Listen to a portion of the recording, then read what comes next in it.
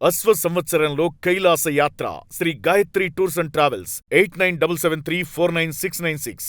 తీవ్ర రూపం దాలుస్తోంది ఇరాన్ యుద్ధం. ప్రమాదంలో ఇరాన్ దేశ ప్రజలున్నారనేటువంటి వార్త ఒకంత కలకలం రేపుతోంది. అత్యంత కీలకమైనటువంటి నటాన్స్ అణుకేంద్రంపై దాడి జరిగిందని కన్ఫర్మేషన్ ఉంది. అధికారికంగా దీనికి సంబంధించి ప్రకటించింది international atomic energy agency IAEA. అలాగే అణుకేంద్రం ప్రాంగణంలో భవనాలు దెబ్బతిన్నాయని కూడా IAEA కన్ఫర్మ్ చేసింది. అలాగే ప్రస్తుతానికి రేడియేషన్ లీకేజ్ అయితే జరగలేదనేటువంటి మాట చెప్పింది. 2025లోనూ నటాన్స్పై దాడి చేసింది ఇజ్రాయెల్, అమెరికా సైన్యం. ఇటు అమెరికా మిత్ర దేశాలపై దాడి ముమ్మరం చేసింది ఇరాన్. UAEలోని కీలకమైనటువంటి ఆయిల్ ఫీల్డ్పై డ్రోన్లతో ఇరాన్ దాడులు ముమ్మరం చేసింది. ఫుజార్హ్ ఆయిల్ ఫీల్డ్పై అటాక్ చేసింది ఇరాన్. దాడితో తీవ్రంగా ఫుజార్హ్ ఆయిల్ ఫీల్డ్ దెబ్బతిన్నటువంటి విజువల్స్ కూడా ఉన్నాయి. భారీగా ఈ నేపథ్యంలో మంటలు ఎగిసిపడుతున్నాయి. మొత్తం మీద అయితే ఉద్రిక్తంగా మారి తీవ్ర రూపం అయితే దాల్చినటువంటి పరిస్థితి ఉంది. దీనిపై మరిన్ని అప్డేట్స్ మా కరెస్పాండెంట్ సిరాజ్ అందిస్తారు. సిరాజ్, IAEA కూడా కన్ఫర్మ్ చేసినటువంటి పరిస్థితి ఉంది, కానీ ప్రస్తుతానికి ఎలాంటి లీకేజీ జరగలేదు, ఎలాంటి ప్రమాదం జరగలేదు అనేటువంటి మాట. గతంలో కూడా అక్కడ అమెరికా, ఇజ్రాయెల్ సైన్యం అక్కడ దాడులు జరిపినటువంటి పరిస్థితులు కూడా ఉన్నాయి. అప్డేట్స్ ఏంటి ఓవరాల్గా దీనికి సంబంధించి? ఏ విధంగా ఉండబోతోంది? తీవ్ర రూపం దాలుస్తుందా లేకపోతే ఏ విధంగా ఉండబోతుందా అనేటువంటిది అప్డేట్స్ ఏంటి ఓవరాల్గా ఎలా చూడాలంటారు? ఖచ్చితంగా మురళి, ఎందుకంటే మీరు అన్నట్లుగా ప్రజెంట్ యుద్ధం సాగుతుంది అనుకోవడం కన్నా యుద్ధం భయానకమైనటువంటి పరిస్థితుల వైపు అడుగులు వేస్తుంది అనేది మాత్రం చాలా స్పష్టంగా అర్థం చేసుకోవచ్చు. ఎందుకంటే ప్రజెంట్ ఉన్నటువంటి సిచ్యువేషన్లో ఒక్కసారి మనం ఇట్స్ యూటీవీ ప్రేక్షకుల కోసం ఆ విజువల్స్ని ఒక్కసారి మనం ప్లే చేస్తే విజువల్స్లో చాలా క్లియర్ కట్గా కనబడుతుంది అణుస్థావరాలకు సంబంధించినటువంటి దాడిపైన పూర్తి స్థాయిలో ఇజ్రాయెల్ సైన్యం ఏ విధంగా దాడి చేసింది. ఒకసారి మనం విజువల్స్ చూసినా క్లియర్ కట్గా అర్థమవుతుంది. ఇజ్రాయెల్ నుంచి ప్రారంభమైనటువంటి పూర్తి స్థాయిలో దాడికి ప్రయత్నించినటువంటిది ఏదైతే ఇరాన్కి సంబంధించినటువంటి ఉత్తర భాగంలో ఉన్నటువంటి పరిస్థితి, ఉత్తర భాగంలో నటాంజ్కి సంబంధించినటువంటి అణుస్థావర కేంద్రం. ఈ నటాంజ్ అణుస్థావర కేంద్రం క్లియర్ కట్గా కనబడుతుంది. అది కూడా భూగర్భంలో ఉన్నటువంటి పరిస్థితి. అంటే మొత్తం మీద పైకి కేవలం కార్యాలయాలు, భవనాలు మాత్రమే ఉన్నటువంటి పరిస్థితికి మొత్తం మీద 3 అంతస్తులకి సంబంధించినటువంటి భవనాన్ని పూర్తి స్థాయిలో కూడా శాటిలైట్ ద్వారా కూడా దీన్ని క్లియర్ కట్గా వివరించేటువంటి ప్రయత్నం చేసింది IAEA. సో 3 అంతస్తుల్లో ఒకసారి మనం క్లియర్ కట్గా మనకు కనిపిస్తుంది. మొదటి అంతస్తులో యురేనియం శుద్ధికి సంబంధించినటువంటి ప్లాంట్స్ కూడా కనబడుతున్నాయి. ఇక 2వ అంతస్తుకి సంబంధించి అణు ఆయుధాల తయారీకి సంబంధించినటువంటి కర్మాగారాలు, ఇక 3వ అండర్ గ్రౌండ్కి సంబంధించి అంటే భూగర్భంలో ఉన్నటువంటి దిగువ స్థాయిలో మాత్రం యురేనియం నిల్వలకి సంబంధించినటువంటిది క్లియర్ కట్గా కనబడుతుంది. రెండోది శాటిలైట్ పిక్చర్స్ ద్వారా చూపించినటువంటి పరిస్థితిలో ఉన్నటువంటి దాంట్లో క్లియర్ కట్గా ముందు నుంచి అమెరికాతో పాటుగా ఇజ్రాయెల్, ఇరాన్లో తయారు చేస్తున్నటువంటి అణు స్థావరాలకి సంబంధించి, అణు కేంద్రాలకు సంబంధించి వ్యతిరేకత చూపుతున్నటువంటి పరిస్థితులు కనబడుతున్నాయి. తాజాగా ఏదైతే దాడి జరిగిందో ఈ దాడికి పూర్తి స్థాయిలో నటాంజ్ ఎదుర్కోవడం ఇది 3వ దాడిగా మనం చెప్పుకోవచ్చు. ప్రధానంగా 2020లో జూలైలో మొదటి డ్యామేజ్ అయినటువంటి పరిస్థితి కనబడుతుంది. బ్లాక్ 1 వైపు ఇది కనబడుతుంది. ఇక రెండోది 2025 జూన్లో జరిగినటువంటి దాడి. ఇక రీసెంట్గా ఈరోజు మార్చికి సంబంధించి, ఈ నెలకు సంబంధించి 2026 తాజా ఉద్రిక్త పరిస్థితుల్లో నేపథ్యంలో జరిగినటువంటి దాడి. అంటే ఈ మొత్తం దాడులను ఒక్కసారి మనం పరిశీలిస్తే మురళి, పూర్తిగా నటాంజే లక్ష్యంగా మాత్రం అమెరికా, ఇజ్రాయెల్ దాడులు చేస్తున్నటువంటి పరిస్థితి కనబడుతుంది. యుద్ధానికి ప్రధాన కారణం, యుద్ధానికి మూల స్తంభం ఇరాన్కి, మరి ముఖ్యంగా ఇజ్రాయెల్కి మధ్య ఉన్నటువంటి ఉద్రిక్త పరిస్థితులకి ప్రధాన కారణం కేవలం అణుస్థావరాల నిర్వహణ, అణుశక్తిని పూర్తి స్థాయిలో పెంపొందించుకోవడం, ఇరాన్ని పూర్తి స్థాయిలో కూడా పూర్తి స్థాయిలో అణు ఉత్పత్తికి సంబంధించినటువంటి దాన్ని నిర్మూలించాలని ముందు నుంచి కూడా ఇజ్రాయెల్ చెప్తున్నటువంటి పరిస్థితులు. కానీ దీనికి సంబంధించి ధృవీకరించినటువంటి పరిస్థితి కూడా కనబడుతుంది మురళి. ఎందుకంటే అంతర్జాతీయ అణుశక్తికి సంబంధించినటువంటి సంస్థ కూడా IAEA దీనికి సంబంధించి క్లియర్ కట్గా ట్వీట్ కూడా చేసింది. సాధారణంగా యుద్ధాలు జరిగినప్పుడు లేకపోతే ఉద్రిక్త పరిస్థితులు ఏర్పడినప్పుడు ఎంతవరకు ప్రాణ నష్టం జరిగింది, ఎంతవరకు ఆస్తి నష్టం జరిగింది, లేదా సైనిక నష్టం ఎంతవరకు జరిగింది, ఇలాంటి దానిపైన వివిధ దేశాలన్నీ కూడా భిన్నాభిప్రాయాలు వ్యక్తం చేస్తూ ఉండేటువంటి పరిస్థితులు ఉంటాయి. కానీ ఏ దేశం కూడా అధికారికంగా ధృవీకరించదు. కానీ ఇప్పుడు ఒక అణుశక్తికి సంబంధించినటువంటి దాడికి సంబంధించినటువంటి అంశం పైన ప్రపంచవ్యాప్తంగా అణుశక్తిలో అత్యున్నతమైనటువంటి సంస్థ అయినటువంటి IAEA దీనికి సంబంధించి స్పందించడం జరిగింది. క్లియర్ కట్గా మన ట్వీట్ని కూడా చూడొచ్చు. Based on the largest available satellite imaginary, IAEA can not confirm some recently damage to entrance buildings of the Iran's underground Natanz fuel enrichment plant. Fuel అంటే క్లియర్ కట్గా కనబడుతుంది ప్లాంట్ మీద దాడి జరిగింది. ఈ దాడిని ఇరాన్కి సంబంధించినటువంటి ప్రతినిధులు ధృవీకరించారు. సో IAEA కూడా దీనికి సంబంధించి చెప్పడం జరిగింది. కానీ ఇక్కడ కనబడుతున్నటువంటి మరో అంశం, సో ఎలాంటి డ్యామేజ్ అయితే జరగలేదు, కేవలం బిల్డింగ్స్కి మాత్రమే డ్యామేజ్ అయినటువంటి పరిస్థితి కనబడుతుంది. సో దీనికి సంబంధించి లీకేజ్ ఎక్కడా జరగలేదు. అంటే మరొకసారి కూడా నటాన్స్ ఇరాన్ అణుకేంద్రం మీద దాడి జరిగేటువంటి పరిస్థితులు ఉన్నాయనేటువంటి మాట. అంటే వారం రోజులు కాదు, 4 వారాలు మేము ఈ దాడుల్ని కూడా ముమ్మరంగా కొనసాగిస్తామని ట్రంప్ చెప్పారు. సో దాని మీదే పర్టికులర్గా ఉన్నటువంటి సిచ్యువేషన్. ఎక్కడైనా పరిస్థితులు అదుపు తప్పితే మాత్రం ఇమ్మీడియట్గా అణుకేంద్రం మీద తీవ్రంగా దాడి చేస్తే అక్కడ ఉన్నటువంటి పరిస్థితులు ఆ దేశంలో దానికి సంబంధించి రేడియేషన్ కూడా విపరీతంగా వెలువడి, అక్కడ మనం గతంలో చూసాం జపాన్కి సంబంధించి హిరోషిమా నాగసాకి మీద జరిగినటువంటి దానికన్నా ఇంకా తీవ్రతరంగా ఉండబోతోంది అనేటువంటి పరిస్థితి. అక్కడ వేరే నగరాల మీద కానీ ఎక్కడా దాడులు చేయాల్సిన అవసరం లేదు. పర్టికులర్గా దాన్ని టార్గెట్ చేసుకుంటే ఇరాన్ని పూర్తి స్థాయిలో ఒక 30-40 సంవత్సరాల పాటు కూడా కుంగదీయచ్చు అనేటువంటి ఒక మాస్టర్ ప్లాన్తో అమెరికా, ఇజ్రాయెల్ ఉన్నాయనేటువంటి వర్షన్. అలా చూడొచ్చంటారా మళ్ళీ ఏమైనా దాడులు జరిగేటువంటి ఛాన్సెస్కి సంబంధించి? ఖచ్చితంగా మీరన్నట్లుగా ఇప్పటికే ప్రపంచం చవి చూసింది.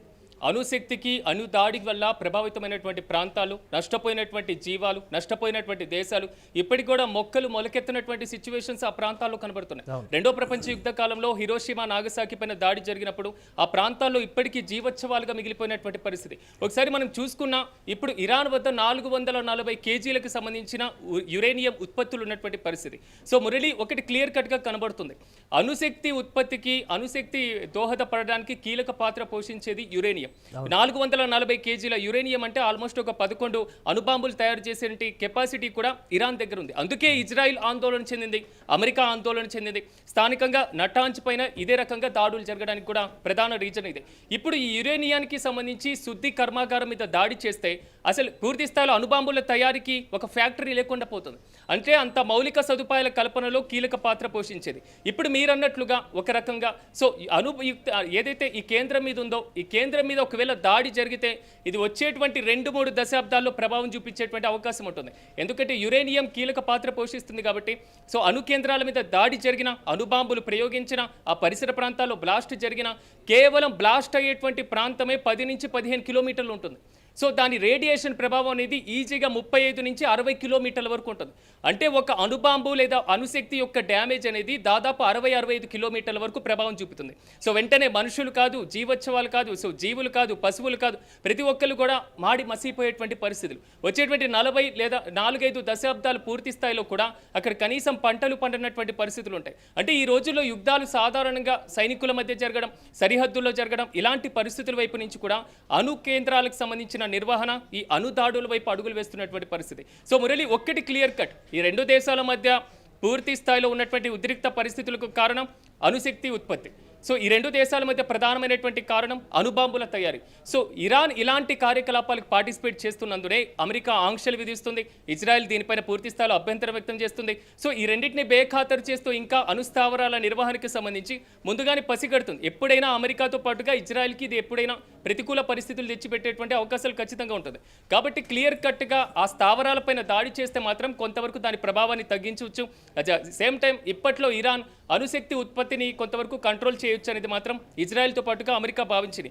కేవలం ఇతర ప్రాంతాల్లో కాకుండా ఈ నటాంజ్ ప్రాంతంలోనే దాడి అనేది ఇది 3వసారి, 1 కాదు 2 కాదు 3వసారి ఇదే ప్రాంతంలో దాడి చేయడానికి కారణం కూడా యుద్ధానికి ప్రధాన కారణంగా ఉన్నటువంటి అణుశక్తి. సో దీనికి ప్రతిగా ఇరాన్ ఏదైతే సౌదీతో పాటుగా UAE ప్రాంతాల్లో ఉన్నటువంటి కొన్ని ఆయిల్ ఫీల్డ్ కర్మాగారాలపైన కూడా దాడి చేస్తున్నటువంటి పరిస్థితి కనబడుతుంది.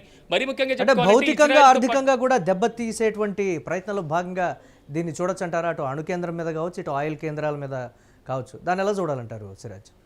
ఖచ్చితంగా, ఎందుకంటే ఇరాన్కి, ఇజ్రాయిల్, అమెరికాకి మధ్య సాగుతున్నటువంటి యుద్ధంలో సో కీలకంగా మారింది అణుశక్తి. ఇప్పటివరకు మనం చెప్పుకున్నటువంటి అంశం. ఒకవేళ అణుశక్తి ఉత్పత్తి అనేది పూర్తి స్థాయిలో డ్యామేజ్ అయినా ఇరాన్ను కోలుకోలేని దెబ్బతీయాలనేది మాత్రం ఇజ్రాయెల్తో పాటుగా అమెరికా కలిసికట్టుగా ఒక క్లియర్ కట్ ప్లాన్తో ముందుకు వెళ్తున్నాయి. ప్రధానంగా ఆర్థికంగా దెబ్బతీయడం మాత్రమే కాదు, సైనిక పరంగా, రక్షణ పరంగా కూడా దెబ్బతీయాలి. ఒకసారి యుద్ధం ఆపేస్తే, యుద్ధం ఆగిపోయింది అనేటువంటి ప్రకటిస్తే తర్వాత ఇరాన్ త్వరితగతిన కోలుకునేటువంటి అవకాశాలు ఉంటాయి. సైనిక పరంగా, రక్షణ పరంగా కొంతవరకు కూడా ఇరాన్ని తీవ్రంగా డ్యామేజ్ చేసేస్తే ఇప్పట్లో కోలుకునేటువంటి పరిస్థితులు కనబడదు. కాబట్టి ట్రంప్ వ్యూహాత్మకమైనటువంటి అడుగులే వేస్తున్నారు. 24 గంటల యుద్ధం మరింత వేగవంతం చేస్తాం, దూకుడుగా చేస్తాం, ఇప్పటి వరకు మేము చూపించింది యుద్ధం మొత్తం ఒక తంతు, ఇకపైన జరగబోయేటువంటి దాడులు మరో తంతు, ప్రపంచంలోనే అత్యంత శక్తివంతమైనటువంటి సైన్యం అమెరికాకు ఉంది. ఇలాంటి కామెంట్స్ కూడా ట్రంప్ చేస్తున్నటువంటి పరిస్థితులు కనబడుతున్నాయి. అట్ ద సేమ్ టైం ఏదైతే అమెరికా యొక్క బేస్లు ఉన్నాయో, సో గల్ఫ్ దేశాలకు సంబంధించి అక్కడి నుంచి పూర్తి స్థాయిలో కూడా ఇజ్రాయెల్కి సైనికపరమైనటువంటి సహకారం, ఇలాంటి అంశాలను కూడా అమెరికా అందిస్తున్నటువంటి సిచ్యువేషన్. సో ఇరాన్ను ఆర్థికంగా దెబ్బతీస్తే ఇప్పట్లో కోలుకునేటువంటి పరిస్థితి లేకుండా చేయాలి. ఇప్పటికే నాయకత్వం లేకుండా చేశారు అక్కడ. సో నాయకత్వం లేనటువంటి పరిస్థితి కనబడుతుంది. ఒక దిశానిర్దేశం చేసేటువంటి నాయకుడు లేకుండా మాత్రం ఇప్పుడు ఇరాన్ యుద్ధం చేస్తున్నటువంటి పరిస్థితి. సో మరి కొత్త ఏదైతే సుప్రీం లీడర్ను ఎన్నుకున్నారు అంటున్నారు, కానీ ఎన్నుకున్నటువంటి నేతను కూడా చంపేశామనేటువంటి వాదన బలంగా వినపడుతుంది. కానీ ఇప్పటివరకు ఇరాన్ దాన్ని ధృవీకరించినటువంటి పరిస్థితి.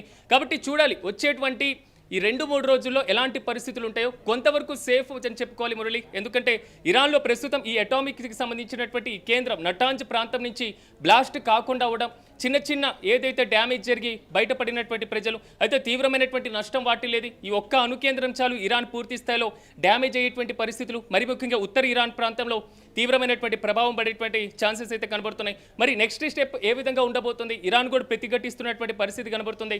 అమెరికాకి ఇజ్రాయెల్కి సపోర్ట్ చేస్తున్నటువంటి గల్ఫ్ దేశాలపైనే దాని ప్రతాపంతో ముందుకు వెళ్తుంది. ఆయా దేశాల్లో ఉన్నటువంటి ఆయిల్ రిఫైనరీకి సంబంధించినటువంటి కేంద్రాలే టార్గెట్గా దాడులు కూడా చేస్తున్నటువంటి పరిస్థితులు. అయితే అమెరికా మరింత దూకుడు పెంచుతుంది అనేది మాత్రం క్లియర్ కట్గా ట్రంప్ మాటల్లోనే అర్థమైపోతుంది. Yes right, thanks for update Siraj. ఇక ఇరాన్ యుద్ధం తీవ్ర రూపం దాలుస్తోందనడానికి సాక్ష్యాలుగా విజువల్స్ను మనం క్లియర్ కట్గా చూస్తూ ఉన్నాం యూటీవీ స్క్రీన్ మీద ఎక్స్క్లూజివ్గా. ఇక ఇరాన్ దేశ ప్రజలు ప్రమాదంలో ఉన్నారు అనేది కూడా నిజం. అత్యంత కీలకమైనటువంటి నటాంజ్ అణుకేంద్రం మీద దాడే దీనికి సంబంధించి నిదర్శనంగా చెప్తున్నారు. అధికారికంగా ఇంటర్నేషనల్ అటామిక్ ఎనర్జీ ఏజెన్సీ ఈ అంశాన్ని కూడా ప్రకటించినటువంటి పరిస్థితి ఉంది. అణుకేంద్ర ప్రాంగణంలో భవనాలు దెబ్బతిన్నాయని ఐఏఈఏ చెప్పింది. ప్రస్తుతానికి రేడియేషన్ లీకేజ్ అయితే జరగలేదు, ఎటువంటి ప్రమాదం ప్రస్తుతానికి లేదు అనేటువంటి కన్ఫర్మేషన్ ఉన్నప్పటికీ దీనికి సంబంధించి అణుకేంద్రం మీద డెఫినెట్గా టార్గెట్ ఉంది అనేటువంటి మాట. జస్ట్ ఒక సిగ్నల్ మాత్రమే ఇచ్చింది, మేము తలుచుకుంటే ఏమైనా చేయగలము అనేటువంటి మాట. ఒకవేళ అదుపు తప్పుతుంది అనుకున్నటువంటి క్రమంలో పూర్తిగా అణుకేంద్రం మీద దాడి చేసి భౌతికంగా కూడా అక్కడ దెబ్బతీసేటువంటి ప్రయత్నాల్లో భాగంగా ఉంటుందనేటువంటి మాట. అంటే గతంలో 2025లోనూ నటాన్స్ మీద ఇజ్రాయెల్ అమెరికా సైన్యం దాడి చేసినటువంటి పరిస్థితులు కూడా ఉన్నాయి. ఇటు అమెరికా మిత్ర దేశాలపై కూడా ఇరాన్ ముమ్మరంగా చేస్తోంది దాడి. యుఏఈలోని కీలకమైనటువంటి ఆయిల్ ఫీల్డ్పై కూడా డ్రోన్లతో ఇరాన్ దాడి చేస్తోంది. ఫుజార్హ్ ఆయిల్ ఫీల్డ్పై అటాక్ చేసింది ఇరాన్. ఇక దాడితో తీవ్రంగా ఫుజార్హ్ ఆయిల్ ఫీల్డ్ అయితే దెబ్బతిన్నటువంటి సిచ్యువేషన్ ఉంది. ఇక ఈ నేపథ్యంలో భారీగా మంటలు ఎగిసిపడుతున్నటువంటి సిచ్యువేషన్ ఉంది.